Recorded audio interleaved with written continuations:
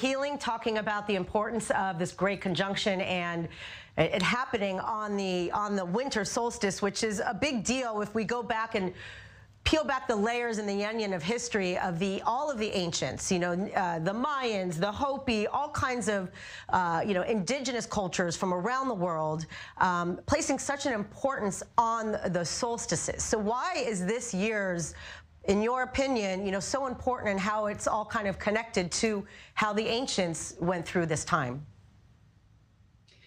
Well, we know that the ancients had a massive emphasis on the sun. They were like celebrating the rebirth of the sun. They had it in every single culture. Now, you could argue that wintertime was a very important one for them because, you know, people were feeling sad. You've got, it was hard to get food. It was, and well, wait a minute, it was the summer solstice on the other ends, but I'm saying for the winter time now, that they were cold, they didn't have food. And so the thought was that they brought the light. You know, when you have a festival of lights, you put light everywhere, you gifted things, you had dances, you did ceremonies, you could start bringing in the better energies. So it was a way to lighten the people in one way. Or secondly, you know, if we were going to say, where did it first initially come from, which we're saying from the Mayans initially was the first bit of evidence that we have for the earliest man, that they were celebrating the solstice.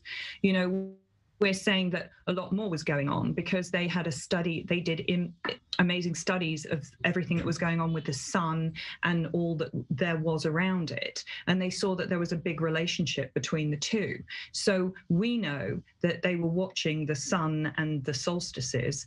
And even we're believing it was from the time of Lemuria and Atlantis, that it was coming through from even further ancient knowledge. Because how could it be that all over the world that they are celebrating the same thing at the same time? Right. In every single culture, in every single religion, it's just not possible. So, you know, we definitely know there's a huge connection between the earth, the sun, and specific periods of time. And I'm adding to that as well, because the Egyptians, between the equinoxes and the solstices, were talking about gateways and portals into another world. Right. So I believe that these alignments are very, very key. Explain also, from having information about kind of how Stonehenge and all of these ancient structures and have been spotted, you know, all over the world, thousands and thousands, you know, of years, you know, BC. I imagine that that's also connected from you know, your knowledge of how it's connected, like ley lines, energy grids, all of this.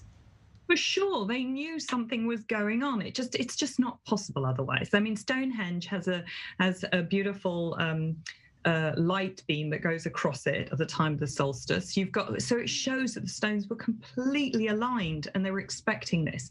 You know, then we're looking at the burial grounds of the old ancient sites in Ireland, and you've got one in Scotland. The names of them is Newgrange Island, and you've got Show Scotland. And they were burial places and mounds, but they seem to have tunnels underneath them. And these tunnels are exactly at the point where the light goes in on the solstices. So, you know, they knew. And when you go into the burial stuff, I tell you, it connects just to Egypt. And, you know, they knew. Maybe they felt that they were going to go into new worlds at that exact moment in time. And there were openings, because it can't be that everything there is so showing a connection with the solstices. Wow. And I mean, just to think about how advanced the technology was, and now we're in this new age of new technology living in these times, it just seems like every day more and more evidence and things are cropping up, putting these dots together between the past and the present. No, absolutely. Amanda, thank you so much, and enjoy the solstice. Thank you. I will be.